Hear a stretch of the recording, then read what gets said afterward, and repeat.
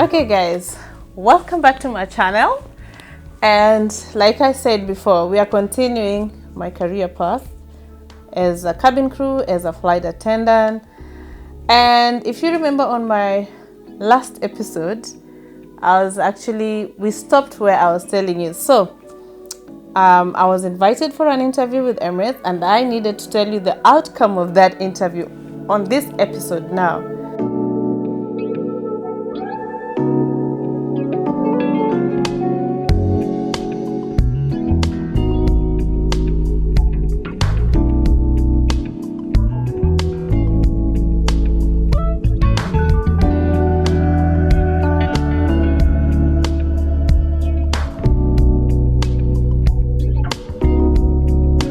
The year 2003, I was invited for an interview towards the end. I think it was around December. I went for the first interview through all those stages like I told you previously, and I passed. So then they rescheduled for the second interview after a month. Now they've changed the way they do it. Now it's completely different. You do video interview, blah, blah, blah. We never used to have those things then. I waited for a month. They invited me for the second interview, another 1 month for the third interview. After the third interview, again, you don't know the outcome, you know. So probably it was after 2 weeks. I can't remember exactly what was the time frame, but I received an email. Guess what? I got the job. I was given a job offer as a cabin crew by Emirates. Yay! You don't want to know the emotions. You do not want to know how I felt, how I screamed, how I went mental. Like, I was so happy. You know, like I said, this was my dream. And that's the time I realized it has come true. My dream has been answered. God has answered my prayer, my manifestation, my universe, my everything, you know. Anyway, so they were very professional with the way they, their selection process and their formalities for you to join, because that time I was in Kenya and they're in Dubai. And like I said, there was time difference and the days of the week were completely different from Kenya. The weekend here was weekday there. So there was that. So you really have to be hands-on and also know the time difference, what time they close their offices. Now, what I liked about them those days is, so they assign a coordinator who is like guiding you through the joining formalities. So they actually even call you. They send you emails. They guide you, say, go and do these medicals, blah, blah, blah, blah, blah, blah. Once you do the medicals, send us the results. All these processes for joining. So once you have sent them the medicals, and then now they will tell you, according to, of course, if you're working, you tell them that I need to give a 1 month notice, and they respect that, by the way. They will wait for you until you're clear with the previous company that you're working for. Because to be honest, to get a job with Emirates, it's not that easy. It is not that easy, because if you see the cabin crew walking around with their suitcases, with their red hats, you have to know that we've gone through it. It's tough. and that's why it has remained for many years as the best airline and customer service, blah, blah, blah, in flight, of course, because I'm in flight. So let's talk about, so what happened now after I've been invited. Now is the day I need to think about, should I tell my family? What should I do? My first reaction was, I told my friend, Lucy, still, we're talking about Lucy, because Lucy was my mentor throughout, okay? So I told her I got a job with them. She was so excited for me. And also she started now applying, because she was working for Kenya Airways. So she started applying for Emirates as well, and Qatar Airways. Qatar Airways selected her. She went to Qatar. I came to Dubai. But I might say that she's the one who was guiding me throughout all this process. And now it was time to break the news. And I'm thinking, family members. Whom should I tell? Whom should I not tell? The first instance usually comes as I need to tell my parents, right? And I'm thinking, so if I tell my mom and dad, what if they say no? Where is Dubai? Because, to be honest, nobody knew Dubai at that time. It was not as famous as it is now. And, I kind of started stressing out. Because in my culture, if your parent says no, it's a no. There's nothing you can do about it. Yes, you'll try to convince them, but I'm thinking, I have never left the country to go and live somewhere else, because this one is a contract where you're signing a contract to leave your home country and go and relocate in another country. So I thought, should I tell mom and dad? No, I didn't tell them. I did not tell them. When I broke the news to my parents is when I landed in Dubai. Because there's nothing they can do much because I'm already here. And I called them and I said, hey, guess what? But, I'm in Dubai. Dubai, where is Dubai? I said, I got a job with this airline. Remember, it's been my dream since I was young, blah, blah, blah. Dad is more understanding. So, because he's more open mind. But mom is a bit closed mind because, we come from a village.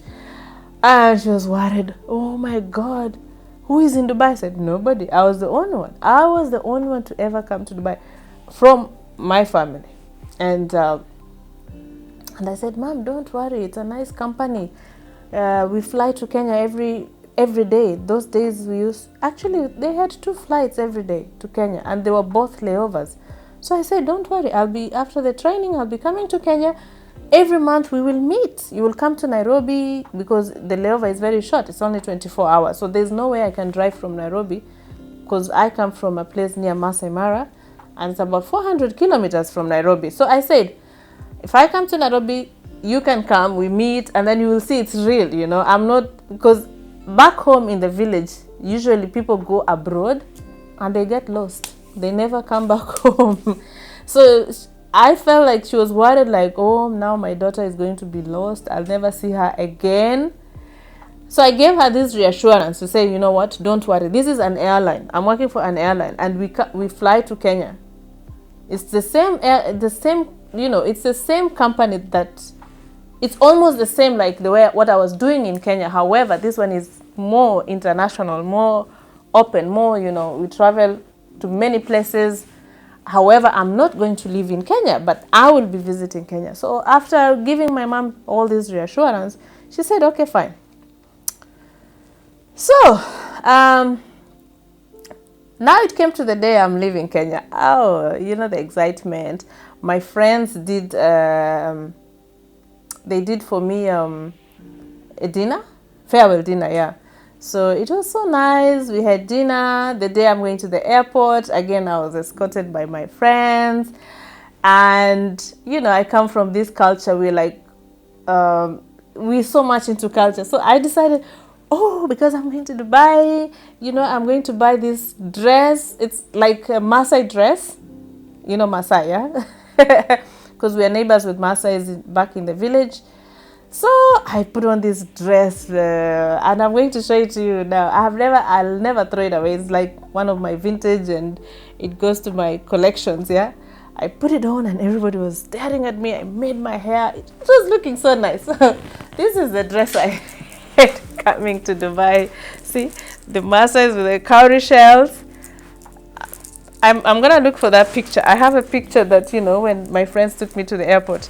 Lucy, do you still remember this dress? You still remember? So basically it's like inside is it's a wraparound. So you see how it looks like. Oh, I was looking really nice, but look at that. It's really beautiful. So it's just wrap around, and this is traditional Maasai dress. See the cowrie shells, those white things. Every time I walk at the airport, it was making noise. And I'm getting this tradition, this attention, People are looking at me wondering, what is this? I didn't know. I was just excited. I was just happy. Like, I'm going to the world. I'm so happy. And then people were smiling at me in the aeroplane. So we got in the aeroplane. Of course, all the staff, the check-in staff, they know that you're a new joiner. They were everybody is so helpful. Everybody is so nice. The check-in staff, they take you, they show you, this is the aircraft board. I got in the aeroplane. When I was working for the British Airways franchise, we were flying 737s only. 737, yeah. Dash 700 or something. Boeing 737. I got on the Emirates aeroplane. And to me, it was so big. It was Airbus 330. Yeah, 330. Oh my God. I felt like it's huge, you know, compared to the one I used to work on. Because 737 is one aisle. Now, I got on Airbus 330. They have 2 aisles. 2 seats, 4 seats, and then 2 seats on the other end. To me, that was so big. And then it looked so clean. And the crew was so nice. I still remember one crew that was there with me, Simba. Simba, I don't know if you're still working for Emirates, but that flight, you made it memorable for me. It was awesome. Awesome. So on the same flight, we were actually 3 crew. We didn't know each other. 3 crew that we were joining. On my interview, by the way, I have to go back. Let me take you back. Interview, like I told you, so many people come for the interview. So on that day when we were doing the interview now, we were about 200 people. And guess what? Out of 200 people, 3 of us were taken. Caroline, I don't know if you're going to be watching. Esther, shout out to Esther. Esther is still in Dubai, but she's not flying anymore, but she's my diehard friend. Okay. Esther, remember the interview that we went and we were like, oh my God, people are coming and speaking English and winging and, you know, and talking like, oh, our English is just normal. No, I don't know if they will take us. Trust me, when it's your luck and you know your stuff, regardless of how somebody else talks, so no one should ever intimidate you in your life. The way you dress, the way you talk, confidence is the one that is utmost. So at first when we looked at these girls, they were dressed so well. And we were like, oh God, we're not going to get it. Esther became my instant friend. That's how I met Esther. We met during the Emirates interview. We exchanged numbers. Until now, she's a mother of 5 kids. I'm a mother of 3 kids. And you know, these are the friends that we encourage each other as you go, as you grow up, as you get old, and all these things. And so anyway, let me go back now to joining Emirates. So in flight was the bomb. And for real, first impression matters in anything that you do in life. When I felt like the crew was so nice, I was like, I didn't make a mistake. You know, this is what I want to do. This is what I want. This is the company I want to work for. We reached Dubai. It's so organized. You meet people. You meet the person who is assigned to meet you, and she took us in that flight. Like I said, we were 3 of us joining in the aircraft. So one of the girls. Oh, and Judy, by the way. Judy. Hey. So we were Judy, Cynthia, and me. And me and Cynthia, we were taken to same accommodation. Judy was taken to another accommodation. Like I'm telling you guys, it's so organized, it's very professional. Meet you, take you to accommodation, guide you. Hey, my friend, those days, it was not as developed as now. But to me, it was just amazing. I kept, you know, these countries, the lights, they love lights. It's bright everywhere. It was just looking beautiful. I kept gazing as we were driving along. My accommodation was along Sheikh Zayed. It's beautiful. And those are the days Sheikh Zayed was the only area with at least tall buildings. I have seen Dubai grow in my eyes. Like all these buildings that are there, I saw them being built. Like, so anyway, we went to the accommodation. I was Cynthia's flatmate, and then Judy went to the other accommodation. That's how I joined Emirates, and that's how I came to Dubai. Now, I'm going to take you on my next episode on now after going to the accommodation.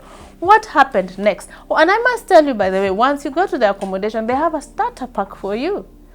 Sugar, duvet, blanket, I don't know, saucepans, cooking pans, spoons, and blah. Oh God, I felt like, wow, you know, it was a bit emotional. Because they know, of course, you don't know this place. So they give you that starter pack to jumpstart you. You know what I mean? Yeah, so, and then the lady said, oh, this is your room. This is going to be your bedroom. It was shared accommodation. So everybody has their own bedroom. However, the common area like the lounge, the sitting room, and the kitchen, you share. But you have your own bedroom and your own bathroom. Okay. And so she showed us, and then she left and said, tomorrow we're going to start communicating with you about other processes that they need to do now towards the joining formalities and how, you know, the process and the progress as you start working for the company. So on my next episode, stay tuned. I'm going to take you through the progress. So if you're really interested in knowing how joining formalities of Emirates, working as an Emirates cabin crew, working as an Emirates flight attendant, don't forget to subscribe, put your notifications, because I am sure I'm talking to somebody somewhere who really wants to hear this. And like I said, it's hands-on, somebody who is working there and someone who has, you know, gone through all this process. And it's not like I hear say, oh, I had. No, I am telling you as it is. It's black and white. That is what happens. So please subscribe, put notification, like, share, put some comments. You can also ask me any question in the comments, whatever, maybe I'm not clear with something, and I will try my best to answer you. I always try to answer my comments. So see you on the next episode on my career path, on my Emirates flight attendant journey or cabin crew. Thank you guys.